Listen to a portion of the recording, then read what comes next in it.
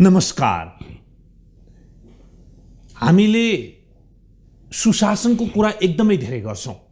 सरकारबाट पनि सुशासनको कुरा आउँछ, मिडियाबाट त झन् बढी हामी कुरा गर्छौं।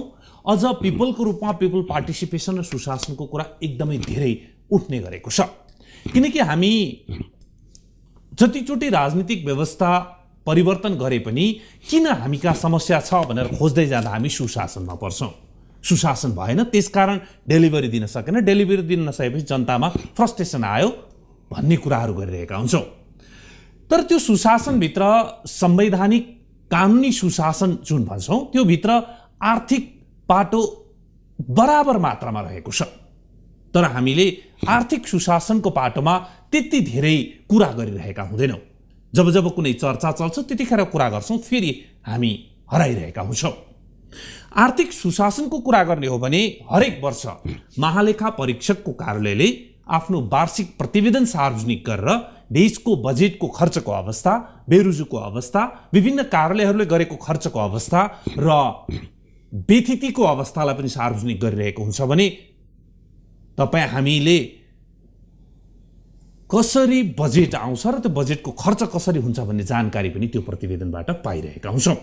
भर्खरै 56औं प्रतिवेदन महालेखा परीक्षकको कार्यालयले सार्वजनिक गरेको छ। आजको सम्भाषणमा हामी यसै विषयमा छलफल गर्ने प्रयास गर्दैछौं। नेपालको संविधानमा महालेखा परीक्षकको व्यवस्था गरिएको छ। के भनिएको छ धारा 240 मा भने नेपालमा एक महालेखा परीक्षक हुनेछ भनिएको छ र काम कर्तव्य र अधिकार भने धारा 241 मा तोकिएको छ, जहाँ के भनिएको छ भने राष्ट्रपति र उपराष्ट्रपतिको कार्यालय, सर्वोच्च अदालत, संघीय संसद, प्रदेश सभा, प्रदेश सरकार, स्थानीय तह, संवैधानिक निकाय वा सोको कार्यालय, अदालत, महान्यायाधिवक्ताको कार्यालय र नेपाली सेना, नेपाल प्रहरी वा सशस्त्र प्रहरी बल लगायत सबै संघीय र प्रदेश सरकारी कार्यालयको लेखा कानुन बमोजिम, नियमितता, मितव्ययिता, कार्यदक्षता, प्रभावकारिता र औचित्य समेत विचार गरी महालेखा परीक्षकबाट लेखा परीक्षण हुनेछ भनेर तोकिएको छ। यसले के देखाउँछ भने अख्तियार दुरुपयोग अनुसन्धान आयोग पुग्न नसकेको ठाउँमा पनि महालेखा परीक्षकको कार्यालय पुगिरहेको छ। कुराको सुरुवात यहीँबाट गरौँ। हामीसँग आज कुराकानीको लागि हुनुहुन्छ महालेखा परीक्षक टङ्कमणि शर्मा। टङ्कमणि शर्मा सर, स्वागत छ। धन्यवाद। नमस्कार। मैले धारा 241 मा भएको काम कर्तव्य र अधिकार पढेर सुनाएँ। सम्पूर्ण राज्यका सम्पूर्ण अवयव निकायहरूको तपाईहरूले महालेखा परीक्षण गर्नुहुन्छ। महालेखा परीक्षकको कार्यालयले लेखा परीक्षण गरिरहँदाखेरि यसपालिको तपाईहरूले प्रतिवेदन सार्वजनिक गर्ने बित्तिकै भोलिपल्टको समाचारको हेडलाइन के थियो भने वार्षिक बजेटको झन्डै आधा बेरोजु भन्ने थियो। यो अहम सवालबाट सुरु गरौँ। सबै बेरोजु भ्रष्टाचार हो? सबै भ्रष्टाचार बेरोजु हो? कुन चाहिँ तथ्य सत्य हो? अघि जुन संविधानमा बताउनु भएको छ त्यसमा अलिकति मैले थप्न चाहन्छु। धारा 241 को माथिको पार्ट पढ्नुभयो, त्यसमा चाहिँ सरकारी निकायहरूको कुरा छ। त्योभन्दा तल्लो पार्टमा पढ्नुभयो भनेदेखि नेपाल सरकारको अधिकांश सेयर 50% भन्दा बढ्ता सेयर लगानी भएको कुनै संस्थाहरू छ भने त्यस्तोको पनि अडिट गर्नको लागि महालेखा परीक्षकले परामर्शको रूपमा अडिटरहरू खटाउनुपर्छ। एउटा त्यो। अर्को, नेपाल सरकारको पूर्ण स्वामित्व भएको जुन लेखा परीक्षण ऐन 2075 मा उल्लेख गरिएको छ, नेपाल सरकारको पूर्ण स्वामित्व भएको सार्वजनिक प्रतिष्ठानहरू, संस्थानहरू, त्यस्तोमा पनि अडिटर जनरलले लेखा परीक्षकहरू खटाएर अथवा आफैले अडिट गर्नुपर्ने व्यवस्था छ। त्यस हिसाबले हेर्दा यसपटक मैले चाहिँ मेरो जिम्मेवारी अन्तर्गत 6644 वटा निकायहरूको अडिट सम्पन्न भएको छ। यो अडिट सम्पन्न गर्दा हामीहरूले 51 खर्ब 60 अर्बको अडिट सम्पन्न गरेका छौँ। तपाईँलाई लाग्न सक्छ प्रत्येक वर्ष सरकारले बजेट ल्याउँछ 1200 अर्ब 1300 अर्बको, तर 5100 अर्बको चाहिँ कसरी अडिट भयो होला, 5160 अर्बको कसरी अडिट भयो होला भन्ने खालको कुरा हुनसक्छ। त्यसैले यो चाहिँ 241 मा हामीहरूले जुन व्यवस्था गरेका छौँ, सरकारीको एउटा 3 खालको चाहिँ निकायहरूको अडिटर जनरलबाट अडिट हुन्छ। एउटा सरकारी निकायहरू, त्यसको सँगसँगै अर्को चाहिँ पूर्ण स्वामित्व भएको सार्वजनिक संस्थानहरू र तेस्रो नेपाल सरकारको अधिकांश स्वामित्व भएको सार्वजनिक संस्थानहरू, जसलाई चाहिँ हामीले परामर्श दिएर सम्बन्धित निकायहरू मार्फत अडिटर नियुक्ति हुन्छ। तर अडिटर नियुक्ति गर्ने नाम चाहिँ हामीले दिएर पठाउँछौँ। त्यसरी व्यवस्था छ। यो परामर्श दिएको समेत जोड्नुहुन्छ भने 7 खर्ब 39 अर्बको त्यसको भएको छ। टोटल 59 खर्ब को यस आर्थिक वर्षमा हामीहरूले 74-75 को आर्थिक वर्षको अडिट सम्पन्न गरेका छौँ, लेखा परीक्षण सम्पन्न गरेका छौँ। अब यो सम्पन्न गर्दा सरकारी तहको मात्र हेर्दाखेरि सङ्घीय सरकारको 20 खर्ब 8 अर्बको गरिएको छ। 20 खर्ब 8 अर्बको सङ्घीय सरकारको मात्र। त्यो सङ्घीय सरकारको 20 खर्ब 8 अर्बको गर्दाखेरि चाहिँ यसको अनियमितता निस्केको छ 1 खर्ब 6 अर्ब। सङ्घीय सरकारको 20 खर्ब 8 अर्बको 1 खर्ब 6 अर्ब निस्केको छ। त्यस्तै गरेर प्रदेश तहको 2 अर्ब 62 करोडको गरिएको छ। प्रदेश तहको चाहिँ अलि पहिलोचोटि भएको, त्यसको सँगसँगै इस्टाब्लिसमेन्ट भएको कारणले गर्दाखेरि त्यो धेरै खर्च छैन। जम्मा अफिसहरू पनि 68 वटा मात्रै छ। सङ्घीय सरकारको 4841 वटा अफिसको कार्यालयको गरेको 1 खर्ब 6 अर्ब 34 करोडै छ। यसमा एकदम सजिलो मैले भन्नुपर्दा टोटल जति लेखा परीक्षण गरियो त्यसको 5.29% अनियमितता देखियो सङ्घीय सरकारको, अथवा जति खर्च आम्दानी भएको थियो त्यसको हेर्दाखेरि 5.29% चाहिँ यसको चाहिँ अनियमितता देखियो। त्यस्तै प्रदेश सरकारी कार्यालयको 7.25% देखियो। यसो हेर्दाखेरि पहिलोचोटि गरिएको यत्रो धेरै देखियो भन्ने हुन्छ होइन प्रदेश सरकारको। त्यसमा पेस्की लगायतको कुराहरूले गर्दाखेरि अलिकति बढेको देखिएको छ। पेस्की कटायो भने 3.55मा छ प्रदेशको। त्यो पनि अब प्रदेश अन्तर्गत भ्यारी गर्छ, 1 2 3 4 5 6 7 जसरी छ फरक पनि छ। स्थानीय तहमा धेरै चासो र चर्चा छ। यसचोटि 747 वटा स्थानीय तहमध्ये 6 वटाको गर्न सकिएन। 753 मध्ये 747 को चाहिँ गरिएको छ। त्यसमा 572 अर्ब अथवा 5 खर्ब 72 अर्बको कारोबारको चाहिँ अडिट गर्दाखेरि 24 अर्ब 14 करोड चाहिँ अनियमितता देखिएको छ। त्यो भनेको 4.2% हुँदो रहेछ। अनि अर्को यो समिति संस्था जिल्ला समन्वय समिति आदि छन्, तिनीहरू 861 वटाको गरिएको रहेछ। त्यसको 2 खर्ब 54 अर्बको गरिएको छ। उनीहरूको 10 अर्ब जति चाहिँ अनियमितता देखिएको छ। त्यो पनि 4.09% हुन्छ। यसरी समग्रतामा हेर्दा 6644 वटा अफिसको अडिट गरेको मध्ये सार्वजनिक संस्थान र प्रतिष्ठानहरूको हामीले लगत राख्दैनौँ, सम्बन्धित निकायहरूले नै राख्छ। जसको सार्वजनिक प्रतिष्ठानहरूको सुन्दाखेरि एकदम ठुलो फिगर छ यो। सरकारको सङ्घ प्रदेश र स्थानीय तहको तिनटैको जोड्दा झन्डै हाराहारी हुन्छ सङ्ख्यामा, 79 मात्र। रकम चाहिँ 23 खर्ब 24 अर्ब सार्वजनिक संस्थानको मात्रै। यो चाहिँ ठुल्ठुलो सार्वजनिक संस्थानहरू जो नेपालको सरकारको पूर्ण स्वामित्व रहेको छ। जस्तो उदाहरणको लागि नेपाल बाहेक सेवा निगम, नेपाल चाहिँ यो विद्युत प्राधिकरण जस्तो संस्थाहरू यति छ। अनि त्योदेखि बाहेकको सरकारले कम्पनीमा अथवा चाहिँ यो प्राइभेट उसमा केही चाहिँ सेयर होल्डिङ भएको संस्थानहरू, जस्तो उदाहरणको लागि नेपाल टेलिकम भनौँ, राष्ट्रिय वाणिज्य ब्याङ्क, कृषि विकास ब्याङ्क, आयल निगम, यस्तो खालको 7 खर्ब 39 अर्बको हामीले अडिट गरिरहेको छ। उहाँहरूको चाहिँ निस्किएको कुराको हामीले यहाँ रेकर्ड राख्दैनौँ, सरकारी तवरको मात्रै राख्छौँ। त्यसले 51 खर्ब 60 अर्ब 92 करोडको सरकारी तवरको मात्र रेकर्ड राख्दा 1 खर्ब 41 अर्ब 5 करोड चाहिँ अनियमितता देखिएको छ। यो मध्ये क्याटेगोराइज गरेर हेऱ्यो भने हामीले यसलाई क्याटेगोराइज पनि गरेका छौँ। हरेक फिगरमा म जान चाहन्न। असुल गर्नुपर्ने रकम 25% छ टोटलमा असुल गर्नुपर्ने। नियमित गर्नुपर्ने भनेको चाहिँ कागज प्रमाणहरू नपुगेको, ऐन नियमको रीतहरू नपुगेको, सैद्धान्तिक प्रकृतिको होइन त्यस्तो खालको चाहिँ करिब 37% जति रहेछ। अनि पेस्की बाँकी 38% जति रहेछ। अब यसमा यसरी पेस्की लिएको फर्चोट नगरेको। अब त्यसमा 3 खालको हुन्छ पेस्की पनि, त्यो मैले भनिदिन्छु। एउटा चाहिँ विदेशबाट मालसामानहरू झिकाउनु पऱ्यो भने प्रतित पत्रको लागि पेस्की गएको हुन्छ। एउटा कन्ट्र्याक्टरहरूसँग ठुल्ठुलो निर्माण सुधारहरू जुनसुकै गर्नु पर्दाखेरिको त्यो कन्ट्र्याक्ट गर्दा मोबिलाइजेसन पेस्की भनेको करिब कन्ट्र्याक्ट एमाउन्टको 20% जति दिने व्यवस्था सुरुमै दिन्छ त्यो पेस्की। त्यसपछि कर्मचारीहरूको पनि केही पेस्कीहरू हुन्छ। यो हिसाबले हेर्दाखेरि 38% रहेछ। अब यसमा मोबिलाइजेसन पेस्की 18% 19% जति छ। प्रतित पत्रको पेस्की 6% जति छ।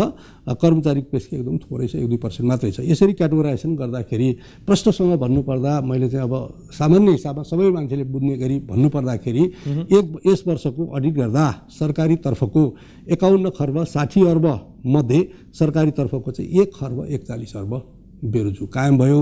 र अहिलेसम्मको टोटल विगतकोसँग जोड्ने हो भने बेरोजु आजको दिनमा 3 खर्ब 77 अर्ब 47 करोड पुगेको छ। यस वर्षको 1 खर्ब 41 अर्ब, विगतको 2 खर्ब 90 अर्ब र त्यसको बिचको चाहिँ एडजस्टमेन्ट गर्दाखेरि 377 अर्ब पुगेको छ। यो बेरोजुको मात्र कुरा गरेँ। अब अघिल्लो सालको रिपोर्टमा हामीले समग्रतामा टोटल 5 खर्ब भन्ने भनेका थियौँ। त्यसलाई मैले यसचोटि अलिकति यो सेग्रिगेसन गरिदिएको छु, कन्फ्युजन कसैलाई पनि नहोस् भनेर सेग्रिगेसन गरिदिए। त्यो चाहिँ नि त्यो अरू टुङ्गो लाउनु पर्ने कुरा अरू पनि हुन्छ। अघि मैले 3टा क्याटेगोराइज गरेँ, एउटा असुल गर्नुपर्ने, एउटा नियमित गर्नुपर्ने, एउटा पेस्की भनेर क्याटेगोराइजेसन गरेँ। जसरी असुल गर्ने 25%, नियमित गर्नुपर्ने 37%, पेस्की 38% टोटलमा भनेर। त्योदेखि बाहेकको अरू गत विगतदेखि आइरहेको हुन्छ, जस्तो लेखा परीक्षणको लागि श्रेष्ठता पेश नगरेको भनेपछि यो चाहिँ 3 अर्ब 40 करोडको श्रेष्ठता पेश भएन छ। अघि मैले भने 6वटा त स्थानीय तहले श्रेष्ठता पेश गरेन, 1 अर्ब 67 करोड चाहन्छन् तिनीहरूको, अनि अरू सबै जोड्दा त्यति रहेछ। त्यस्तै गरेर राजस्व बकौता 252 अर्ब विगतदेखिको असुल गरेर रहँदै आएको, त्यो पनि यसमा जोडिया छ। त्यस्तै स्रोत भर्ना लिन बाँकी ऋण, यो चाहिँ अनुदान र ऋणको करिब यो चाहिँ 48 अर्ब जति छ। यो भनेको सरकारले पहिले पैसा खर्च गर्छ, विदेशी दात्री निकायहरूसँग, दात्री संस्थाहरूसँग एग्रिमेन्ट गरेका हुन्छ मल्टिल्याटरल अथवा बायोल्याटरलसँग, पहिले तपाईँ खर्च गर्नुहोस्, त्यसपछि त्यो बिल भरपाई र उसको चाहिँ इन्फर्मेसन अथवा रिपोर्ट दिइसकेपछि पैसा फिर्ता दिन्छु भने हुन्छ। त्यस्तो पनि हामीले 48 अर्ब रुपियाँ फिर्ता लिन सकेका रहेनछौँ यो विगतको र अहिलेसम्मको थप गरेर हेर्दाखेरि। अनि यो जमानत बसेर ऋण दिएको हुन्छ सरकारले, त्यसको चाहिँ भाखा नआएको सामाब्याज असुल गरेको केही रकम गर्दाखेरि 306 अर्ब यो हुन्छ। त्यसैले क्लियरली भन्नुपर्दा अब 377 अर्ब बेरुजु, अघि भनेको असुल गर्नुपर्ने, नियमित गर्नुपर्ने, पेस्की 306 अर्ब यो पुरानो चाहिँ टुङ्गो लाउनु पर्ने गर्दाखेरि 6 खर्ब 83 अर्ब 66 करोड अथवा 684 अर्ब चाहिँ अहिलेको अवस्थामा हाम्रो यो कारबाही टुङ्गो लाउनु पर्ने बाँकी रहेछ। अघिल्लो सालमा अलिकति अब यसै भित्र प्रश्न पर्ने भयो तपाईँले दिएकै तथ्याङ्कभित्र। सुरु क्वेसन मेरो दोहोऱ्याउँछु पहिला सुरुमा, सबै बेरुजु भ्रष्टाचार हो कि होइन? यहाँहरूले जति पनि बेरुजु भनेर औँल्याइदिनुहुन्छ त्यो सबै, जस्तै यहाँले 3टा क्याटेगोरी दिनुभयो नि मलाई, एउटा के भन्दा अनियमित होइन, नियमित गर्नुपर्ने, अर्को पेस्कीको कुरा गर्नु। अब त्यो जम्मैलाई हामीले बुझ्दाखेरि एउटै डालोमा भ्रष्टाचार हो, यति अर्बको भ्रष्टाचार भएछ भनेर बुझ्ने अथवा कसरी बुझ्ने? त्यो होइन, सबै बेरुजु भ्रष्टाचार होइन होइन। अडिटले 2टा कुरा पत्ता लगाउँछ, एउटा डिटेक्सन अफ एरर गल्तीहरू पत्ता लगाउँछ, अर्को डिटेक्सन अफ फ्रड होइन घोटालाहरू पत्ता लगाउँछ अथवा जालसाजी गरेको कुराहरू पत्ता लगाउँछ, अर्को इम्बेजलमेन्ट भन्छ नगदै मसौट गरेको कुराहरू पत्ता लगाउँछ होइन। त्यसैले गर्दा यो सबै अनियमितता भएको भनेको कुरा भ्रष्टाचार सबै होइन। त्यो मध्येको भित्र छानबिन गर्ने, कारबाही गर्नुपर्ने केही कुराहरू हुन सक्छन्, त्यो भ्रष्टाचार जन्ने क्रियाकलापहरू हुन सक्छन्। जो असुलै गर्ने भनेर हामीले आइडेन्टिफाई नै गरिसकेको विषयहरू असुल गर्ने भनेर लेखिएको छ भने त्यो नगद मसौट गरेर, नगद हिनामिना गरेर होइन, सरकारी खातामा राख्नुको सट्टा आफ्नै खातामा राखेर यो टाइपको गरेको पनि केही एक्टिभिटीहरू भेटिया छ। त्यो अख्तियार दुरुपयोग अनुसन्धान आयोगले हेर्छ, त्यसलाई हामी मसौटै भन्छौँ। यहाँ यो रिपोर्टको अन्तमा मैले मसौटै भनेर उल्लेखै गरिदिएको छु। त्यसले गर्दाखेरि के हो भन्दाखेरि सबै बेरुजु अथवा सबै अनियमितता भ्रष्टाचार होइन, त्योभित्र केही भ्रष्टाचार जन्ने क्रियाकलापहरू पनि हुन सक्छन्। जस्तो नियमित गर्नुपर्ने भनेर भनियो, त्यसैभित्र पनि खोज तलास गर्दाखेरि भोलि त्यो अनियमित भयो र त्यो अन्ततः कामै नभएर खर्च मात्रै गरेको रहेछ भनेदेखि त्यो पनि भ्रष्टाचारमा जान सक्छ। अब अर्को सवाल चाहिँ यो हामीले पुरानो बक्यौता पनि जोडेर आउँदाखेरि झन्डै हाम्रो बजेटको आधा अङ्क निस्केको हो नि त, एकै वर्षको त यति त होइन होइन। अब हामी कति वर्षसम्म यसलाई जोडेर राख्छौँ? अब यसमा यस्तो छ, 2059 सालमा हामीले एकचोटि कटअफ पोइन्ट बनायौँ। त्यो बेला विगतको जम्मै फरफारा गरिएको छ, फरचोट गरिएको छ, असुल गरिएको छ। सार्वजनिक लेखा समिति अन्तर्गत चाहिँ यो बेरुजु फरचोट समिति नै एउटा बनाएर नेपाल सरकार महालेखा परीक्षक र खास गरिकन सार्वजनिक लेखा समितिकै सदस्यको संयोजकत्वमा एउटा कमिटी बनाएर डिटेल इन्भेस्टिगेसन गर्दाखेरि यो चाहिँ सरकारी हानि नोक्सानी होइन, हिनामिना भएको छैन, प्रमाण कागज मात्र सामान्य नपुगेको हो, नियमको प्रक्रियासँग मात्र नपुगेको हो, काम चाहिँ भएको हो भन्ने खालको प्रमाणित भएको कुराहरूलाई राफसाफ गरिकन, राफसाफ भनेको अडिटर जेनरलको अफिसबाट राफसाफ गरिदिएको, केही करोड बाँकी होला त्यो बाहेकको राफसाफ गरेर 2059 त्यो बेलाको चाहिँ हामीले सबै राफसाफ गरेर हिसाब चाहिँ केन्द्रीय तहसिल भन्नेमा पठाइदिएका छौँ है। अब जे असुल फरचोट गर्नुपर्ने हो त्यो केन्द्रीय तहसिल कार्यालयले गर्छ। फरचोट र असुल गर्ने कुरा के हुन्छ भने अडिटर जेनरल भन्दा पनि अड्डाखानाहरूले कार्यालयहरूले नियमित प्रक्रियाले गर्दै जाने, सर्टेन अवधिमा सकिएन भने त्यो कुराको अभिलेख चाहिँ केन्द्रीय तहसिल कार्यालयमा पठाइदियो भने बेरुजु रेकर्डबाट हट्छ, तर सरकारी बाँकी सरह असुल गर्नेमा चाहिँ जान्छ, त्यो खालको छ। त्यसैले यो 59-60 पछिको अहिले 683 जुन भनिरहेको छौँ त्यो हो। त्यसमध्ये पनि हरेक साल फरचोट नहुने होइन, अघिल्लो अडिट पिरियडमै पनि 74-75 को कुरा गर्नुहुन्छ भने 54 अर्ब 64 करोड त्यो बेला पनि फरचोट भएको छ। तर समस्या कहाँनिर भयो भने 141 अर्ब निस्कियो होइन र 54 अर्ब मात्रै फरचोट भयो कि। अब त्यहाँ चाहिँ फर्चोट चाहिँ धेरै निस्किने चाहिँ कम भए भए यो घट्दै जान्थ्यो र डबलभन्दा बढ्ता भयो 141 निस्किएको छ 54 मात्रै फर्चोट भयो यसले गर्दाखेरि यो क्युमुलेटिभ हिसाबले बढिरहेको छ अब अडिटकै सिलसिलामा पनि धेरै चाहिँ फर्चोट पनि हुन्छ जस्तो 9 अर्ब चान्चुन रुपियाँ अडिटकै सिलसिलामा पनि असुल भएको छ यसचोटि होइन र अडिटको सिलसिलामा हामीले एकदमै फोकस गरेर यसपटक अब स्पटमै गएर अडिटरले हेर्दाखेरि पनि कागजात पेश नभएको श्रेष्ठता पेश नभएको यो नपुगेको भनेर लेख्नु त बडा वास्तवमा आश्चर्यजनक कुरा हो नि त्यो होइन त्यसैले हुँदै नभएको कुरा गर्नै नसक्ने उहाँहरूले हाम्रो अडिटको पिरियडमा मान्छे बस्या बेला त्यो कुरा लेखिदिया हुन्छ अन्यथा हामीले धेरै जसो कुराहरू चाहिँ अब मैले एउटा राजनीतिक प्रश्न गरेँ जवाफ चाहिँ आर्थिक नै दिनु होला 62-63 को जनआन्दोलन हामीले गरिरहँदा हाम्रो सवाल के थियो भने देशमा भ्रष्टाचार भयो भेतिकी भयो बेरोजु बढ्यो देशले चाहिँ जनताले खोजेको डेलिभरी पाएन त्यसकारण यो शासन सत्ता र सत्ता सञ्चालन गर्ने मान्छेहरू ठिक भएनन् त्यसकारण अब नयाँ सत्ता ल्याउनुपर्छ नयाँ व्यवस्था ल्याउनुपर्छ नयाँ संविधान बनाउनुपर्छ र त्यसले हामीले खोजे जस्तो डेलिभरी दिन्छ रुल अफ ल हुन्छ कानुनको शासन हुन्छ अनि आर्थिक अनुशासन कायम हुन्छ र त्यसपछि गएर हामीले डेलिभरी पाउँछौँ भन्ने आशा थियो त्यसकारण मेरो आर्थिक आन्सर के दिनुहोस् मलाई भन्दा 62-63 पछि आज 2075-76 मा कुरा गर्दा आर्थिक अनुशासनमा हामी कुन रूप र रङ्गमा छौँ अब 62-63 को आन्दोलन पछाडि हाम्रो चाहिँ संविधान बन्न पुग्यो 72 सालमा ओके होइन 10 वर्ष यो ट्रान्जिसन भयो राइट यस त्यो ट्रान्जिसन चाहिँ कस्तो भने पोलिटिकल इन्स्टेबिलिटीकै ट्रान्जिसन भयो अझै पनि होइन संविधान सभा बन्यो त्यस पछाडि फेरि भएन अर्को चुनाव भयो गर्दै गर्दाखेरि यो 10 वर्ष हाम्रो बित्यो योमा हेर्दाखेरि मैले विश्लेषण गरेको छु यसलाई विश्लेषण के गरेको छु मैले भन्दाखेरि यो बिचमा झन् बढी चाहिँ एनामलिजहरू भयो हेर्नुहोस् सरकारको स्थायित्व भएन होइन राजनीतिको पनि त्यत्रो चाहिँ स्थिरीकरण हुन सकेन त्यसले गर्दा अलि बढी चाहिँ तपाईँको एनार्किजम अलिक बढ्या जस्तो पनि भयो र सरकारहरू चाँडो परिवर्तन भइरहने स्थायित्व नहुने प्रशासन पनि चाँडो परिवर्तन भइरहने जिम्मेवारी र जवाफदेहिता नहुने त्यसो सँगसँगै स्थानीय तहमा भन्नुहुन्छ भने त 18-20 वर्षसम्म राजनीतिक प्रतिनिधित्वहरूको विहीन थियो उपस्थिति नै भएन त्यसले गर्दा सरकारी कर्मचारीहरू खटाएर के गरियो भन्दा मेयर सरकारी कर्मचारी बनाइयो जिल्ला विकास समितिको सभापति बनाइयो होइन सरकारको चाहिँ सानो एउटा तहको कर्मचारीलाई भनौँ अहिले गाउँपालिकाको अथवा गाउँ विकासको सभा अध्यक्ष बनाइयो यो तालले हामीले चाहिँ काम गऱ्यौँ जसले गर्दाखेरि कस्तो मलाई लागिरहेछ भन्दाखेरि अब राजनीतिक रूपले जिम्मेवारपूर्ण तरिकाले जो पोलिटिसियनहरूले अथवा चाहिँ नेतृत्वदायी भूमिका निर्वाह गर्ने व्यक्तिहरूले काम गर्नुहुन्थ्यो नि त्यो काम चाहिँ उहाँहरूले गर्नुभयो तर कसरी गर्नु भन्दाखेरि अनौपचारिक तरिकाले गर्नुभयो इन्फ्लुएन्स र प्रेसर रह्यो होइन तर सही गर्ने मान्छे अर्कै भए बुझ्नुभयो त्यस कारणले गर्दा यो कारणले गर्दाखेरि पनि अलिकति बढी व्यथितिहरू त्यति बेला बढ्यो र मलाई अहिले के लागिरहेछ भने मेरो सारा विश्लेषण गरेर हेर्दा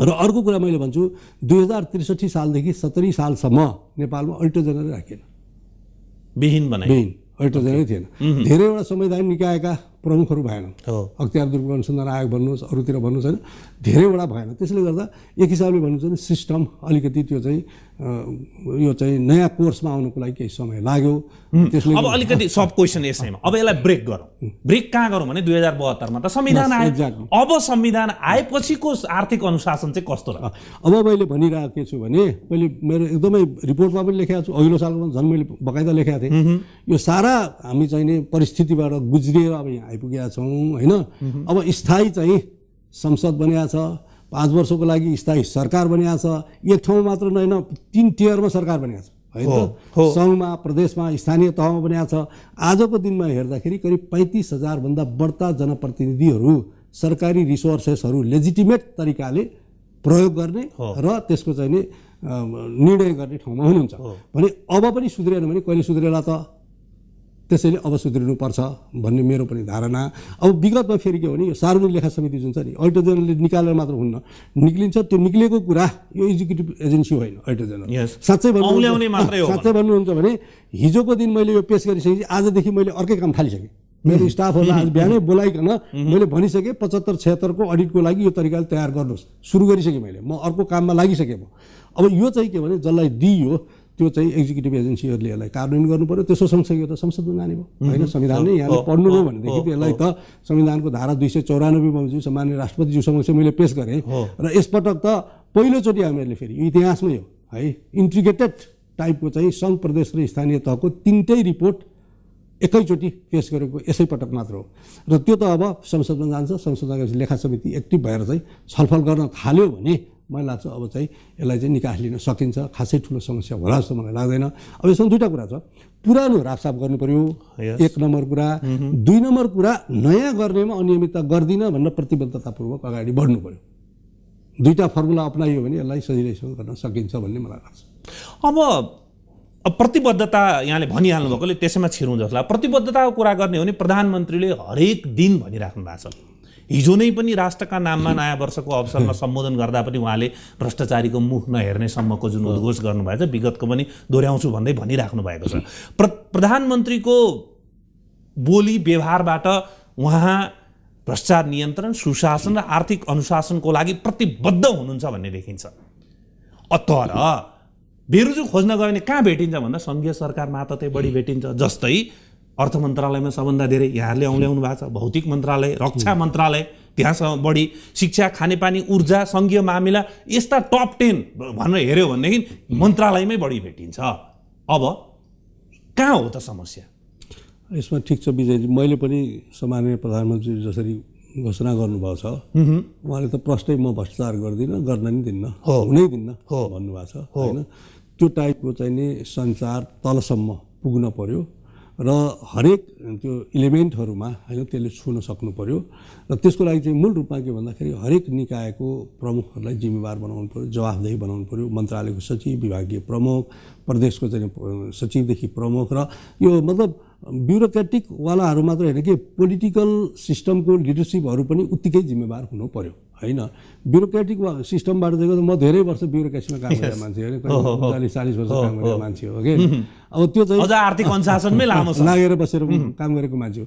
त्यसैले गर्दा पोलिटिकल लिडरहरूले चाहिँ तलमाथि हुन दिन्न है भनेर कुनै पनि मन्त्रालयमा, कुनै पनि विभागमा, कुनै पनि आफ्नो चाहिँ निकायमा भन्छ भने त्यहाँ हुन सक्दैन। हेर्नु एकदमै हुनै। तर अब हेर्नु यसमा चाहिँ एउटा हजुरको अनुभव पनि काम लाग्ला। त्यो चाहिँ कस्तो भने दोहोरो छ। पोलिटिकलले ब्युरोक्रेसीलाई देखाउने, ब्युरोक्रेसीले पोलिटिक्सलाई देखाउने, यो खालको एउटा कन्ट्रोभर्सी छ। अब भनिन्छ कतिसम्म भने एउटा मन्त्रीले जतिसुकै चाहोस्, सचिवले चाहेन भने कुनै पनि प्रोजेक्टमा, कुनै पनि परियोजनामा, कुनै पनि कार्यक्रम अगाडि बढ्नै सक्दैन, हस्ताक्षर हुन पनि सक्दैन भन्ने खालको सम्म गुनासो पोलिटिसियनबाट सुनिन्छ। कर्मचारीमा गएर कुरा गरौँ भने राजनीतिक नेतृत्वले नीतिगत नेतृत्व लिनु पर्यो नि, जुन हामी काम गर्नलाई जुन बाटो दिनु पर्यो नि त्यो दिँदै दिनुहुन्न, त्यस कारण उहाँहरूले रोक्नुहुन्छ भन्ने खालको दोहोरो छ कि त्यस कारणले अप्ठ्यारो परिरहेछ। त्यो एकदम ठिक कुरा उठाउनु भएको। अहिले स्थानीय तहसम्म गयो भने पनि यही चाहिँ एकअर्कालाई चाहिँ आरोप लगाउने खालको कुराहरू ब्लेम गेम छ होइन।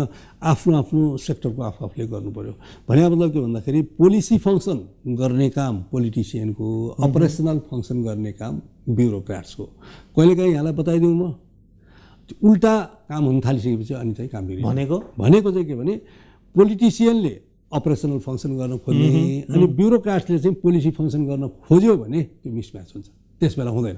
त्यसैले गर्दा त्यसलाई चाहिँ एउटा दायरामा राखेर आफ्नो आफ्नो कार्यक्षेत्र तोकेर मूलत जसले जे काम गरे पनि राष्ट्रको एउटा चाहिँ ओभरअल आफ्नो जिम्मेवारी सम्पादन गर्ने न हो, त्योभन्दा बाहिर होइन। त्यो पनि सेट प्रिन्सिपलभित्र गएर गर्नु पर्यो। अब यसमा छ सरकारले चाहिँ नीति कार्यक्रम पास गर्छ, बजेट पास गर्छ, योजनाहरू पास गर्छ, सबै सेट प्रिन्सिपल त्यहाँ छ नि। अब त्यो भित्र बस्न चाहिँ नखोज्दाखेरि अनि समस्या हुन्छ। यो समस्या सबै तहमा छ, धेरै जसो ठाउँमा छ। अहिले त हेर्दाखेरि त मैले स्थानीय तहको त अलमोस्टै देखेँ होइन। नीति योजना कार्यक्रम एउटा पास भए हुन्छ, गर्न चाहिँ अर्को खोजिया हुन्छ। हो, यही कुरालाई लिएर अब नारा के बनाइरहेछ भन्दाखेरि चाहिँ गाउँ गाउँमा सिंहदरबार होइन, गाउँ गाउँमा भ्रष्टाचार छिर्यो भन्छ। अघि यहाँले दिएको तथ्याङ्क सङ्घीय सरकारको 5.29 होइन, प्रदेश सरकारको 7.25 र तल्लो तहमा गएर 4.2 भनेर जुन यहाँले दिनुभएको छ स्थानीय तहको, यो 4.2 एकदम ठुलो अङ्क हो। हामीले जनताले फेस गर्ने डे टु डे भेट्ने सरकार हो नि त। भने त्यो सरकारमा किन यो प्रवृत्ति देखियो? यहाँहरूले औल्याउँदाखेरि किन यहाँहरूले एउटा के भन्नुभएको छ भने सबभन्दा धेरै अनुदानबाट जुन रकम प्राप्त हुन्छ सामान्यकरणको त्यो चाहिँ लगेर मोटरसाइकल किनेछ, गाडी किनेछ, यहाँले औल्याउनु भएको छ कि समस्या यही हो। हामीले बुझ्नै चाहेनौँ जनतालाई के हो डेलिभरी भनेर, अथवा बुझाउन सकेनौँ माथिबाट नेतृत्वले। समस्या के हो? यसले सङ्घीयतालाई क्वेसन मार्क लगाउँदैछ। यसमा भन्छु मैले स्थानीय तहको राम्रै गरी विश्लेषण गरेँ। मैले अघि पनि सुरुमा विजयजीलाई भनेको थिएँ, म 7वटा प्रदेशमा म आफै भिजिट गरेँ। प्रदेश प्रमुखदेखि लिएर मुख्यमन्त्री, मन्त्रीहरू, त्यहाँको सचिवहरू, कार्यालय प्रमुखदेखि स्थानीय तहको चाहिँ सकेसम्मको पदाधिकारीहरू करिब 36 ठाउँमा त मैले कार्यक्रमै गरेर छु। करिब 5000 मान्छेसँग मैले भेटेर कुराकानी गरेँ, सङ्घीयदेखि तलसम्मको होइन। तल जाँदाखेरि चाहिँ स्थानीय तहको धेरै नै व्यापक कम्प्लेन होइन, प्रदेश तहबाट पनि र स्थानीय तहभित्रै पनि आफूभित्र पनि कम्प्लेनहरू, र कतिपय ठाउँमा त स्थानीय तहको पदाधिकारीहरू र कर्मचारीहरूकै बिचमा पनि है आरोप प्रत्यारोप भएको पनि भनेको जस्तो पाएँ होइन। त्यसमा कस्तो भने कतिपय ठाउँमा स्थानीय तहमा कर्मचारी नभएर कामै नभएको अवस्था एउटा, अर्को ठाउँमा पठाएको कर्मचारी राख्नै नचाहने अवस्था, तेस्रो चाहिँ भएकोमा पनि त्यही चाहिँ त्यो मारामारको अवस्था यस्तो पनि देखियो कि त्यो खालले गर्दाखेरि पनि डिस्टर्बेन्स भएको छ। ओभरअलमा हेर्दाखेरि त्यसै डिस्टर्बेन्स भएको छ। र खर्च पर्चको कुरा गर्दा मैले माइन्युटली विश्लेषण गरेको छु। हेर्नुहोस् 3-4टा कुरा भएको छ। एउटा, उहाँहरूले अहिले स्थानीय तहमा गर्दाखेरि अनप्लान टाइपको डेभलपमेन्ट गर्नुभएको छ होइन, दिगो हुँदैन। जो सानो कुरा मैले उदाहरण दिन्छु, हिउँदभरि डोजर लगाएर बाटो खन्नुहुन्छ पाहाडमा होइन, अनि बर्खा लागेपछि बगाउन थालेपछि टेवा पर्खाल लगाउन थाल्नुहुन्छ भनेपछि दुइटै बजेट काम लाग्दैन त्यस्तोमा हेर्नु, न बाटोको काम हो न पर्खालको काम हो। यस्तो खालको दिगो टाइपले चाहिँ अहिलेसम्म प्रोफाइल बनाएर समग्रतामा नियोजित तरिकाले जाने गरेको देखिनँ। म सुझाव पनि यहीँ दिँदै जान्छु र उहाँहरूलाई पनि भन्दै गएँ। मैले के भने कमसेकम 5 वर्षको लागि निर्वाचित हुनुभएको छ भने पहिलो वर्षमा सुरु गरेर 5औं वर्षमा सकिने कुन, चौथोमा सकिने कुन, तेस्रोमा सकिने कुन, दोस्रोमा सकिने कुन, अनि यही वर्ष मात्र गर्ने काम कुन, त्यो पत्ता लगाउनु हो भने यो वर्ष सकिएपछि अर्को वर्ष गर्ने त अर्को वर्षमा पुगिहालिन्छ नि भन्ने कुरामा उहाँहरूले जान सक्नु भएको छैन। अब निर्वाचन जितेर आउनु भएको छ, निर्वाचनको बेलामा घोषणापत्रमा सबै कुरा गर्छु भनेर भन्नुभएको छ, गाउँ गाउँमा टोलटोलमा अहिले पनि फर्केर गाउँ टोल जानुहुन्छ। जाँदाखेरि अब त्यहाँ त जनताले घेरेपछि अनि सबै कुरा गरिदिन्छु, यो गरिदिन्छु, ऊ गरिदिन्छु, ऊ गरिदिन्छु भन्दाखेरि हिजो सभाले पास गरे एउटा कुरा हुन्छ, अनि अब अहिले गर्नुपर्ने अर्को कुरा हुन्छ। त्यो भएपछि अनियमितता भन्ने, बेरुजु भन्ने ती हो नि। यो स्थानीय तहमा अघि यहाँले औल्याउनु भएको मस्युट धेरै छ कि नियमित गर्नुपर्ने कुरा धेरै छ कि अहिले हल्ला खल्ला भएको कुरा चाहिँ एकदम इन्सिग्निफिकेन्ट टाइपको कुराहरूमा भर्ता भएको छ। त्यो भनेको के भने यो पदाधिकारीहरूको सुविधा भत्ता तलब, अनि त्यसपछि उहाँहरूले राख्नुभएका स्वकीय सचिव, सल्लाहकार आदि इत्यादि, इन्धनको खर्च, सामाजिक, सांस्कृतिक, धार्मिक, आर्थिक, यसरी भन्छु राम्रो भाषामा। एक एक गरेर खुट्टाउने हो भन्दाखेरि वास्तवमा यो तपाईँ छुट्टै पढ्यो भने मात्रै मैले भन्न सक्दिनँ। त्यो टाइपको चाहिँ इन्फर्मल कुराहरूमा पनि बढ्ता खर्चहरू भएको छ है, जसले गर्दा चाहिँ देखियो के भन्दाखेरि तल त जनताले त देख्ने हो नि त, सभा समारोह गरेको छ, जुलुस गरेको छ, यो गरेको छ, ऊ गरेको छ, त्यसमा चाहिँ सरकारी खर्चहरू हुन्छ भनेदेखि त्यो वास्तवमा भन्ने हुन्छ भने त्यो खासै उपलब्धिमूलक खर्चहरू होइन। त्यस्तो खर्चहरूको प्रधानता बढ्ता छ। त्यस्तै गरेर कर्मचारी र उहाँहरूको तलब भत्ता र सुविधामा बढी फोकस हुनुभएको छ। जबकि उहाँहरूलाई एउटा मुख्य जिम्मेवारी पुँजी बिल्डिङ छ।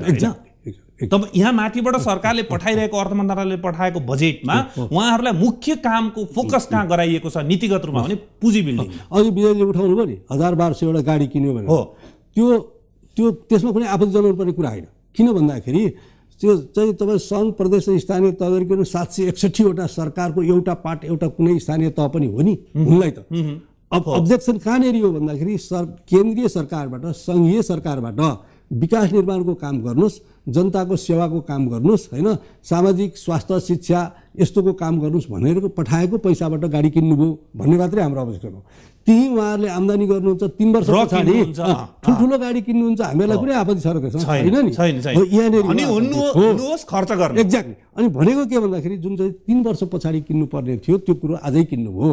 आज यो चाहिँ तपाईँले अहिले जसरी हामीले पुँजी निर्माणको कुरा गरेको थियौँ, विकास निर्माणमा लगाएको भए, कुनै चाहिँ सामाजिक सेवामा लगाएको भए, शिक्षामा लगाएको भए, कृषिको उत्पादनमा लगाएको भए, त्योबाट अब इन्कम चाहिँ फेरि यहाँलाई मैले प्रश्न भन्छु यहाँको च्यानल मार्फत, कसैले पनि प्रदेश तहले तपाईँको आर्थिक वर्ष चाहिँ 74-75मा 1 पैसा पनि कर उठाएको छैन, राजस्व उठाएकै छैन। सरकारको अनुदान माथिबाट सङ्घको जे गयो त्यसैबाट मात्रै खर्च गरेको। स्थानीय तहले जुन कर लगायो त्यो बारेमा पनि धेरै विवाद हो, धेरै आक्रोश जनताहरूमा होइन। त्यो मतलब त्यति बढी चाहिँ प्लान तरिकाले कामहरू नभएको रहेछ। त्यसैले अब राम्रो चाहिँ फेरि अर्को के भएको छ भने यो सबैतिरबाट हस्तक्षेप भनौँ अथवा चाहिँ नि सबैतिरबाट चाहिँ यो चर्चाहरू भइसकेपछि धेरै कुरा सुध्रिया पनि छ।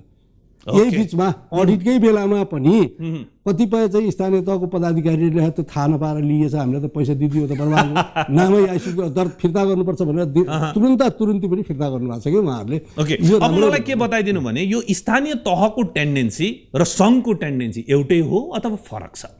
होइन, अब स्थानीय तहको टेन्डेन्सी भनेको अलि तपाईँको खुद्रा मसिनो कुराहरूमा त्यो पनि एकदम ठ्याक्कै जनताले थाहा पाएको कुरा हो स्थानीय तहको।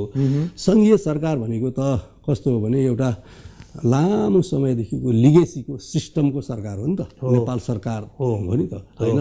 त्यहाँबाट आइरहेको कुराहरू चाहिँ कस्तो भने नीतिगत र अलिकति बढी तपाईँको यो संरचनागत कुराहरूमा अलि बढी डिफेक्टिभ देखिएको माथि चाहिँ, होइन? उदाहरण भन्छु मैले, सङ्घीय सरकारको र तलको कुरा गर्दा सङ्घीय सरकारको मन्त्रालय विभागहरूले अपरेसनल फङ्सन गर्नुपर्ने होइन, यस हो। तर यहाँ मैले लेखिदिएको छु कतिवटा मिनिस्ट्रीहरू, खास गरिकन डेभलपमेन्ट मिनिस्ट्री डिपार्टमेन्टहरूले फिल्ड अफिसमा गर्नुपर्ने काम यहाँ केन्द्रमा गर्छन्, जस्तो ठेक्कापट्टाको काम, मोबिलाइजेसन पेस्की दिनेको काम, होइन? अनि सारा प्रोजेक्टहरूको चाहिँ उसको काम, त्यो सबै गरिसकेपछि अनि एडभान्स दिइसकेपछि फाइल चाहिँ तल प्रोजेक्टमा पठाउँछन्। त्यो हुँदाखेरि ओभरसाइटिङ एजेन्सीले गर्नुपर्ने काम, सुपरभाइजरी काम, होइन? त्यो इन्सपेक्सन गर्नुपर्ने काम र जो अन्तर्गतको मान्छेहरूलाई चाहिँ डिसिप्लिनमा राख्नुपर्ने काम हुन्छ नि, त्यो काम चाहिँ केन्द्रीय तहबाट भएन। जसले गर्दा जिल्ला तहको मान्छेहरूले के भन्ने हो भन्दाखेरि सबै काम सकिसकेपछि यहाँ लिएर आएछ, अपरेसनल फङ्सन यिनीहरू इन्भल्भ भयो भनेपछि अब यो काम चाहिँ उहाँहरूले गरिसकेका काम, जिम्मेवारी पनि लिन्न, एक कुरो, होइन? अर्को कुरो अनि शङ्का आशङ्काको कुराहरू त्यहाँ हुन्छ। मैले यो टेन्डेन्सी किन सोधेको भने जति चर्चा सङ्घको हुनु पर्थ्यो त्यति नभइराखेको छ उसको तुलनामा स्थानीयको तुलना। स्थानीयको एकदम धेरै हुइम र हल्ला भयो, तर त्यसको दाँजोमा धेरै गुणा बढी र टेन्डेन्सी पनि फरक भएको नीतिगत र संरचनागत बेरुजु भनौँ अथवा भ्रष्टाचारको कुरा त सङ्घमा छ, यसमा त चर्चै भएको छ। अब तपाईँहरूले 2-3टा उदाहरण पनि दिन्छु अनि सरले, जस्तै चिनीकै कुरामा यहाँहरूले बोल्नै पर्ने स्थिति आयो, व्हाइट बडीमा यहाँहरूले बोल्नै पर्ने स्थिति आयो, अझ हुँदा महालेखा परीक्षक कार्यालयसँग सोधेर गरेको भन्ने जस्तो कुरा पनि आयो। भयो यहाँहरूले बुढी गण्डकीलाई औल्याउनु भएकै छ प्रोजेक्टको रूपमा भनेपछि यो समस्या त खारिएर बसेको सङ्घीय नेतृत्वले झन् बढी गरिरहेको देखियो। यो त नयाँ संरचना होला ल स्थानीय लेभलको। त्यसमा यस्तो छ विजयजी, तलको स्थानीय लेभलको चाहिँ जम्मै कामको अघि मैले एउटा भने कि भनिनँ, हाम्रो यो चाहिँ सङ्घीयको संरचना कस्तो हो भने बडा युनिक टाइपको संरचना छ। स्थानीय तहमा हेर्नु हो भने 3टै विङ एकै ठाउँमा छ। व्यवस्थापिकाको काम पनि त्यहीँ हुन्छ, सभाले गर्छ, कार्यपालिकाको काम पनि त्यहीँ हुन्छ, एउटै रुखमुनि छ, त्यसो सँगसँगै न्यायिक काम पनि त्यहीँ हुन्छ। त्यहाँ 3टै विङ एकै ठाउँमा छ। प्रदेशमा जानु हो भने 2टा विङ मात्रै छ, व्यवस्थापिका छ, प्रदेश सभा, अनि त्यसपछि कार्यकारिणी चाहिँ मन्त्री परिषद छ, है 2टा मात्रै छ।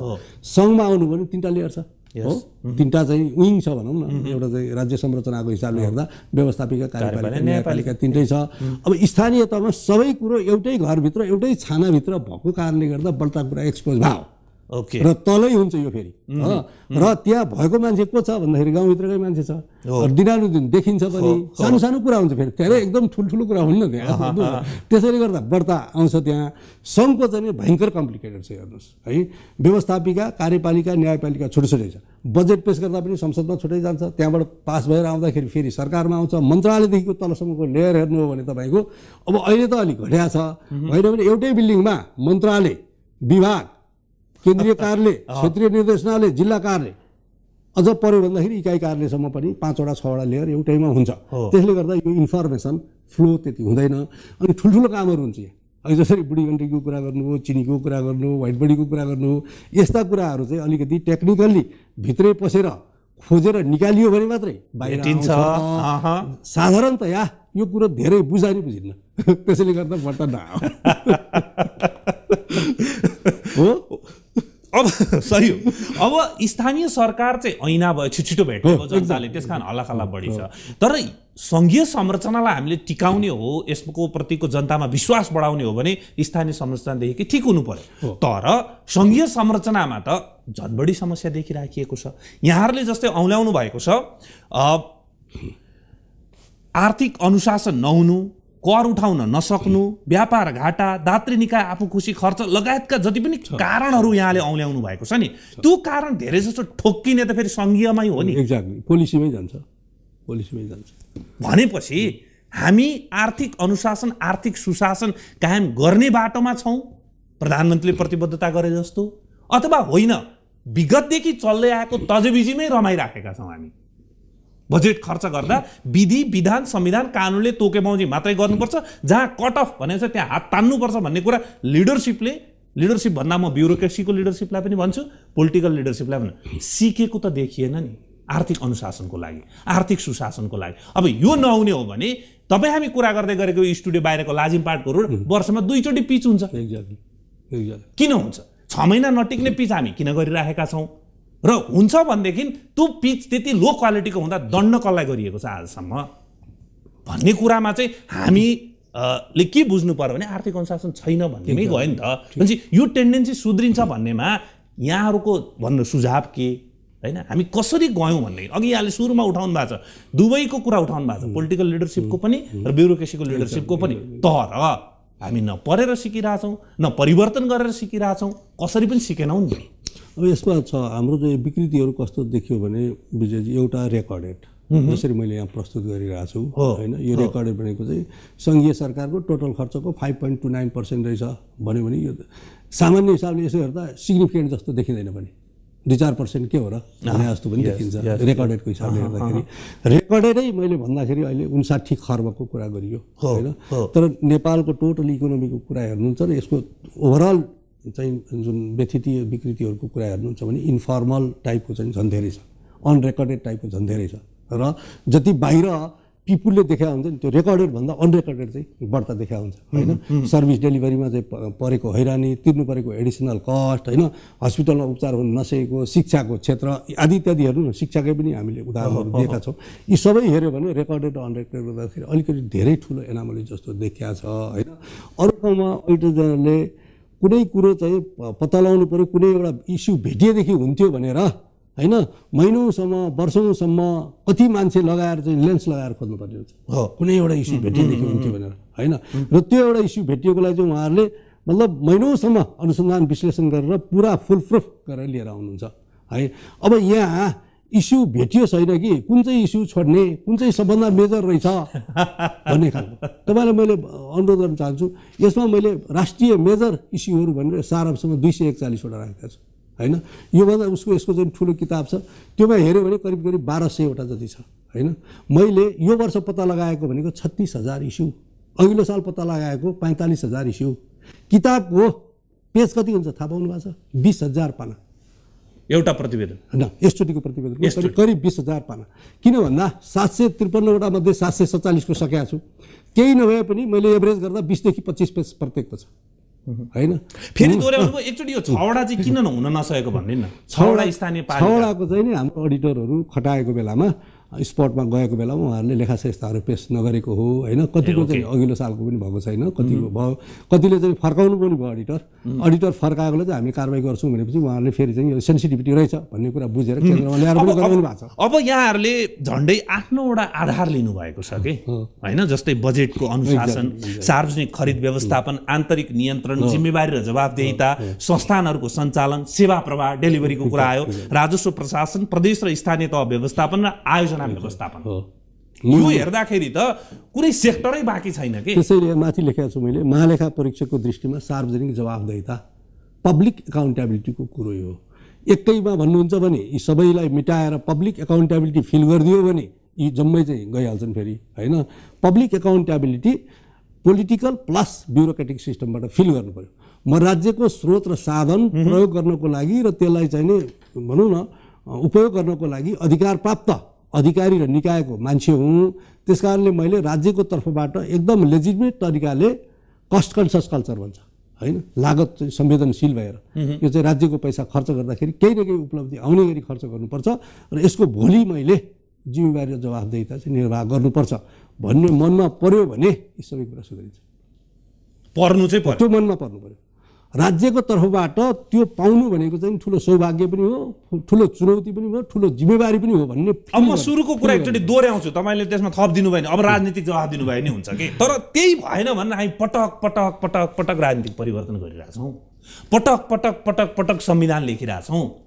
त्यो जो सत्तामा बसेको छ त्यसले भ्रष्टाचार मात्रै गर्यो, बेरुजु मात्रै बढायो, जनतालाई विकासको नाममा दिएको खर्च चाहिँ यसले ठाउँमा खर्च गर्न खल्तीमा हाल्यो, मस्यौट गरेर यहाँको शब्दमा हेर्ने भने त्यसकारण यसलाई हटाउनुपर्छ भनेर हामी आन्दोलन गर्छौँ, त्यसलाई हटाउँछौँ, फाल्छौँ नेपाली जनताको सहयोगमा, अनि म बसेर त्यही गर्न पाउनुपर्छ भन्छ। अब यसमा पोलिटिकल एनालिसिस गर्नुभयो होइन। अब यो क्लोजबाट हामी धेरै ओपन हुँदै आइरहेछौँ होइन त, भनेको धेरै मतलब पोलिटिकल सिस्टम क्लोजबाट ओपन हुँदै आएको। राणा शासन धेरै क्लोज थियो, 104 वर्ष चल्यो।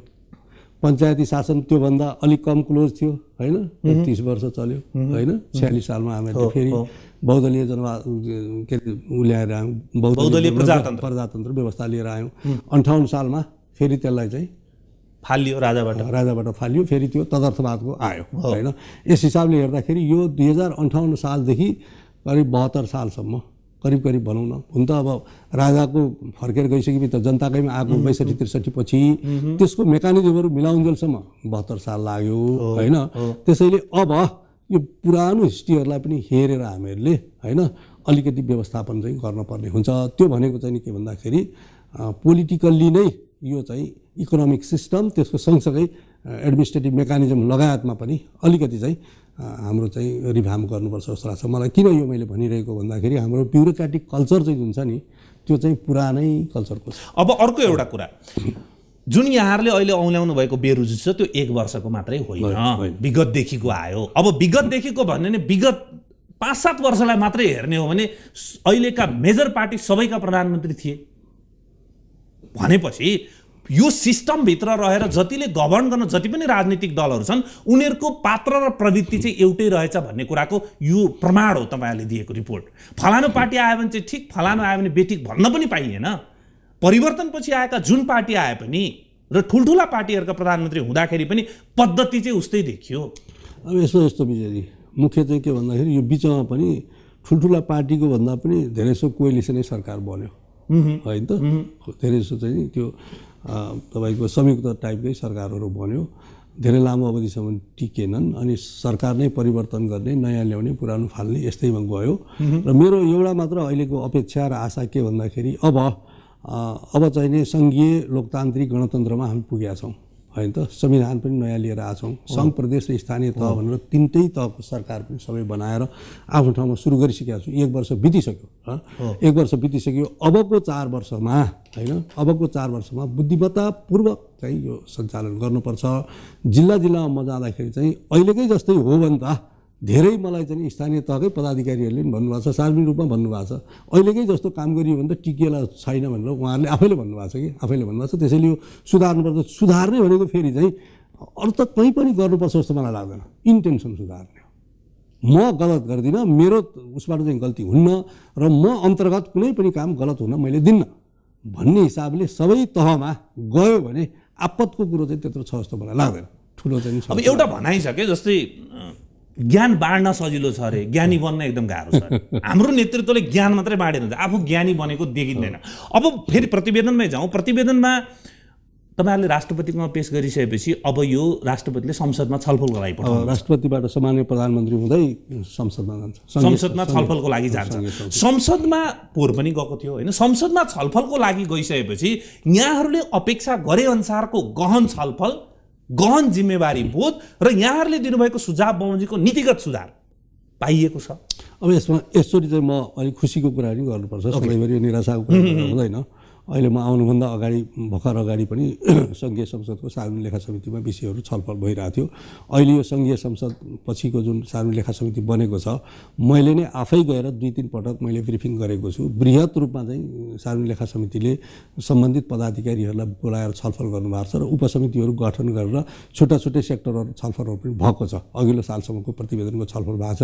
अहिले म आउने बेलामा पनि सार्वजनिक लेखा समितिको चाहिँ केही मान्यजीहरूले फोन गरेर यस सालको रिपोर्ट चाहिँ तपाईँको हामीलाई तुरुन्तै चाहियो भनेर भन्नुभएको थियो होइन।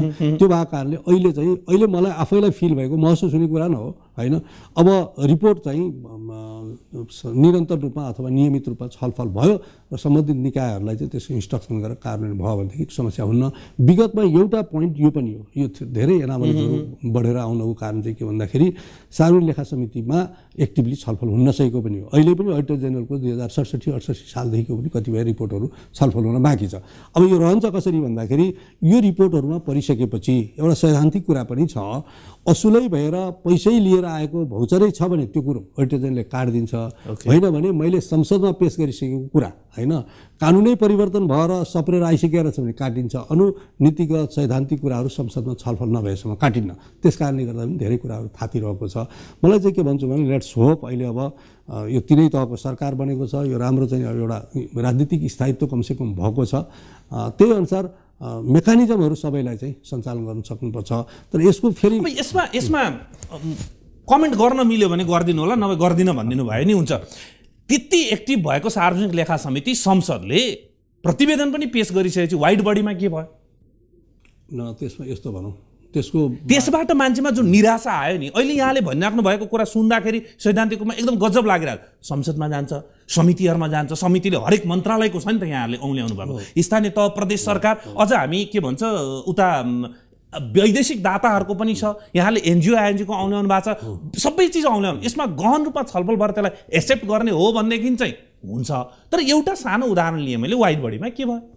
त्यसमा सार्वजनिक लेखा समितिले मैले अब भन्नुपर्दाखेरि छलफल गरिकन उहाँहरूले एउटा प्रतिवेदनै बनाएर अख्तियार दुर्वियोग अनुसन्धान आयोगमा थप विश्लेषण अध्ययनको लागि पठाउनु भएको छ होइन।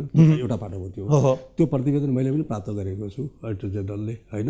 प्राप्त गरेर त्यसमा हेरेर फेरि यसरी पनि चाहिँ त्यो खरिद प्रकरणदेखि लिएर वायुसेना निगमको के रहेछ भन्ने कुरामा फेरि हाम्रो आफ्नो ओपिनियन पनि दिएका छौँ। त्यस हुनाले यो विषय सिद्धिसकेको छैन, आफ्नो चाहिँ एउटा चाहिँ प्रक्रियाभित्रै रहेको छ भन्ने मलाई लाग्छ। अब कतिपय कुराहरू चाहिँ के भन्छ भने कानुनी र अरू धेरै चाहिँ इन्भेस्टिगेसन गर्नुपर्ने प्रक्रियाको कारणले गर्दाखेरि तुरुन्तै भन्ने बित्तिकै नसल्टिहाल्ने पनि हुन्छ, लामो समय पनि। अब अर्को एउटा व्यक्तिगत प्रश्न, एउटा व्यक्ति जो 55-56 लगभग 60 पुगेको छैन, त्यो उमेरको व्यक्तिले मसँग के भन्नुभयो भने तपाईँहरूको रिपोर्ट आइसकेपछि, विजयजी म जन्मिँदा 1 रुपियाँ पनि ऋण थिएन मेरो टाउकोमा, अहिले मेरो टाउकोमा हरेक नेपालीको टाउकोमा परेको 31,750 रुपियाँ ऋण मेरो टाउकोमा पनि छ, म जन्मिँदा ऋणी थिइनँ, किन यस्तो भयो भनेर उहाँले प्रश्न गर्नुभयो छ। त्यसमा आन्तरिक र वैदेशिक ऋण दुवै गरेर मिलाएको छ। अघिल्लो सालको भन्दा 7,000 चान्चुन ऋण बढेको छ यसरी प्रति नेपालीको लागि। यो ल्याएको भनेको के छ भने विकास, निर्माण, सेवा प्रवाह यसैको लागि ल्याएको हो, उठाएको पनि त्यसैको लागि हो। अब त्यो 31,000 को ऋण बोक्दाखेरि 50,000 को सुविधा चाहिँ उपलब्ध भएको भए जनताले कमेन्ट गर्दैन थियो होइन। त्यो सुविधा चाहिँ उपलब्ध गर्न सकिन कि भन्ने खालको फिल भएको छ भने अब सर्वसाधारण जनताले पाउने गरिकन, देखिने गरिकन, महसुस गर्ने गरिकन, उपयोग गर्न पाउने गरिकन विकास, निर्माण, सेवा प्रवाह हुनु पर्यो। त्यो भइसकेपछि अटोमेटिकल्ली अब यो त ऋण त कस्तो हुन्छ भने आफ्नोले धान्न नसक्यो भने त लिन त पर्छ, राज्य सञ्चालन त्यो त स्वाभाविक हो पर्छ। अहिले खर्चको तपाईँले प्रकृति यसो हेरेँ, मैले डिटेल बताएँ भन्दाखेरि यो चालु खर्चमा करिब 40% त यो पारिश्रमिक सुविधा र पेन्सनमै जान्छ हेर्नुहोस् है। अनि 9-10% यो सामाजिक सुरक्षा भत्तामा जान्छ, 50% यसै सकिएको होइन। अनि अफिस सञ्चालन आदि इत्यादि गर्दाखेरि अनुदान सन्दान गर्दा त्यसै सिद्धिन्छ हेर्नुहोस्। पुँजीगत खर्च हाम्रो भनेको एकदमै थोरै छ है। त्यसमा चाहिँ नि त्यो वर्षभरमा हाम्रो करिब 2 खर्ब पनि बजेट चाहिँ पुँजीगत खर्च हुँदैन। त्यो पनि आएर आर्थिक वर्षको अन्त्यमा असारै विकास भनेर जुन भन्छ हामी, त्यो टेन्डेन्सी कायमै छ। मैले यसमा सबै लेखिदिएको छु। असार मसान्तमा भएको खर्च, असार मसान्तमा भएको रकमान्तर, अभण्ड राखेको रकम असार मसान्तमा बाँडेको, यो सब लेखिदिएको छु। मानिदिनु पर्यो, त्यो मान्नु। अब यो जगमा सुखी नेपाली, समृद्ध नेपाल एचिभमेन्ट हुन्छ नै, एकै वर्षमा एचिभमेन्ट हुने गरी त्यो घोषणा गरे पनि पक्कै होइन होला। अब म आशावादी केमा छु भने अब अहिले सरकारले चाहिँ 25 वर्ष दीर्घकालीन सोचको पनि कार्यक्रम लिएर आछ। 15औं यो चाहिँ पञ्चवर्षीय योजना पनि अब सुरु हुँदैछ। त्यसमा यो नयाँ चाहिँ जसरी सन्दर्भहरू छ संविधान पश्चातको, वास्तवमा भन्यो भने पहिलो योजना हो कि संविधान पश्चातको। संविधानमा धेरै कुराहरू, नीतिगत कुराहरू, राष्ट्रिय महत्त्वका कुराहरू राखिएको छ। त्यसलाई इम्प्लिमेन्टेसन गर्नको लागि योजना बनाएको थिएन। अहिलेको योजनामा त्यो सबै कुरा आउँछ होला भन्ने मैले ठान्छु। र त्यसलाई मुख्य कुरा के भने नि, योजना भने पनि यो अडिटको रिपोर्ट भने पनि नि, जे पहिले हामीले कन्सिभ गरेका छौँ, जे प्रोजेक्सन गरेका छौँ, प्रोजेक्सन गर्ने बेलामा चाहिँ साह्रै धेरै मेहनत गरेर गर्न सकिने कुरा मात्रै राख्नु पर्यो र त्यो गर्न सकिने कुरा राखिसकेपछि त्यसलाई इम्प्लिमेन्टेसन लगेर नतिजामा देखाउनु पर्यो। ग्याप त्यहाँनिर छ कि हाम्रो त प्लानिङ एकदम राम्रो बनाउँछौँ हामी, तर इम्प्लिमेन्टेसनमा एकदमै ग्याप कि समस्या त्यहाँनिर हो। प्लानिङ बनाउनलाई हामीले केही गाह्रो छैन, इम्प्लिमेन्टेसनमा ग्याप। त्यसपछि इम्प्लिमेन्टेसन गर्दाखेरि फलोअप गर्दैनौँ। धेरै जसो विकास निर्माणका आयोजनाहरू, हजारौँ विकास निर्माणको आयोजनाहरू चाहिँ तपाईँको अधुरा रहेका छन् होइन। ठुल्ठुला आयोजनाहरू चाहिँ कहिले के नमिलेर चाहिँ बन्द हुने स्थितिमा छन्। त्यस हुनाले त्यसमा चाहिँ हामीले रेगुलर फलोअप गरिरहनु पर्यो। अब सार्वजनिक संस्थानहरूको कुरा हेर्नु हो भन्दाखेरि होइन, कतिवटा सार्वजनिक संस्थान बन्द भएको छ, निजीकरण गरेका सार्वजनिक संस्थानहरू जुन उद्देश्यले गरिएको थियो त्यो अनुसार भएको छैनन्। धेरै ठाउँमा हेर्न पर्नेछ। त्यसैले यो फोकस एरिया हामीले अघि तपाईँले भनिसक्नुभयो, 8वटा एरियालाई फोकस एरिया गरेर यी विषयमा सुधार भयो भने निश्चित रूपमा सार्वजनिक जवाफदेहिता सुधार हुन्छ। त्यसपछि सुशासन पनि हुन्छ, करप्सन पनि कन्ट्रोल हुन्छ, आर्थिक वृद्धि पनि हुन्छ, रोजगारी पनि हुन्छ र समृद्ध नेपाल, सुखी नेपाली अवश्य हुन्छ। अब त्यसो हुँदाखेरि अलिकति फास्ट पनि हुनु पर्यो। गुल्मीको पुल किन खस्यो भनेर हामीले चाँडै 15 दिनभित्रमा जवाफ पाउन पायौँ भनेदेखि चाहिँ होला। अब यसमा यस्तो विजयजी, यो अलिकति टेक्निकल कुरा पनि हुँदो रहेछ। यो विषयमा मैले धेरै पहल गरेँ। यसपटक अडिटर जेनरलले वर्षमा एकपटक मात्र रिपोर्ट पेश गर्ने भनेर कानुनी व्यवस्था विगतको। यसबाट मैले संसदमा पनि कुरा गरेँ, संसदीय समितिहरूसँग कुरा गरेँ, सरकारसँग कुरा गरेँ, सामान्य राष्ट्रपतिज्यूसँग पनि कुरा गरेर यदि सरकारको हानि नोक्सानी हुन लागेको छ, राज्यको चाहिँ धन सम्पत्ति हिनामिना हुन लागेको छ भने अडिटर जेनरलले जुनसुकै बेला रिपोर्ट पेश गर्न सक्छ भनेर कानुनमा राखियो। यसपटक अहिले चाहिँ ऐनमा राखेको छ। लेखा परीक्षण ऐन अघिल्लो हप्ता मात्र प्रमाणीकरण भएको छ। अब यस्तो राष्ट्रिय महत्त्वको इस्यु र एकदमै भनौँ न हिनामिना हानि नोक्सानी भएको इस्यु, दुरुपयोग भएको इस्यु हो र त्यो चाहिँ पिकअप गर्न जरुरी छ भन्ने कुरा लाग्यो अडिटर जेनरललाई, अथवा अरू कहीँबाट इन्फर्मेसन आयो यो चाहिँ गर्नुपर्छ है भन्ने हो भने देन एन्ड देयर त्यसको रिपोर्ट बनाएर राष्ट्रपति कहाँ दिएर संसदमा छलफल हुन्छ। त्यसमा तपाईँले उठाउनु भएको के छ भन्दा आन्तरिक नियन्त्रण, जिम्मेवारी र जवाफदेहिताको अभाव हुँदा अस्वाभाविक खर्च गर्ने क्रम बढेको, कारबाही नहुनु र दण्डहीनताको परिणाम जम्मै हो भन्ने निचोडमा छ। त्यही जसले चाहिँ अनुशासनहीन काम गर्छ, जसले बदमासी गर्छ, पहिलो कुरा त म भन्छु त्यो जिम्मेवारी दिने बेलैमा एकदमै क्लियर गरेर दिनुपर्छ। यो मान्छेबाट, यो व्यक्तिबाट, यो पदाधिकारीबाट राज्यको धन सम्पत्ति र राज्यको जुन जिम्मेवारी दिया हुन्छ, अधिकार दिया हुन्छ, त्यो दुरुपयोग हुन्छ कि हुँदैन भन्ने कुरो सुनिश्चित गरेर दिनुपर्छ। दिइसकेपछि तलमाथि गऱ्यो भनेदेखि त्यस्तो मान्छेलाई कदापि जिम्मै दिनु हुँदैन। अब अन्तिम सवाल, अर्को वर्षको रिपोर्ट पेश गरिरहँदा बेरुजु कति फर्चेट भइदियो चाहिँ सन्तुष्ट हुनुहुन्छ? 100% त हुन्न। म यस्तो लाग्छ, मलाई के लाग्छ भन्दाखेरि असुल फर्चोट हुनुपर्ने एउटा चाहिँ भइदियो हुन्थ्यो भन्ने मलाई लागेको छ। कुन चाहिँ? त्यो चाहिँ के भन्दाखेरि अहिले जति फर्चोट हुन्छ त्यसको डबलभन्दा बढ्ता उठ्थ्यो, यसको जस्ट रिभर्स गरिदिए पनि हुन्छ। अहिले जस्तो 141 उठाए मैले 54 मात्रै फर्चोट भयो। बेरुजु 141 तपाईँले देखाउनु भएको छ, यसपालि फर्चोट 54 मात्रै भन्न पाउनु भएको छ। नेक्स्ट इयर चाहिँ यसको ठ्याक्क रिभर्स भयो भने पनि 3 वर्षमा हामी एउटा साइजमा आउन सक्छौँ। यहाँले सोचे जस्तै हो। समय दिनुभयो, धेरै धेरै धन्यवाद।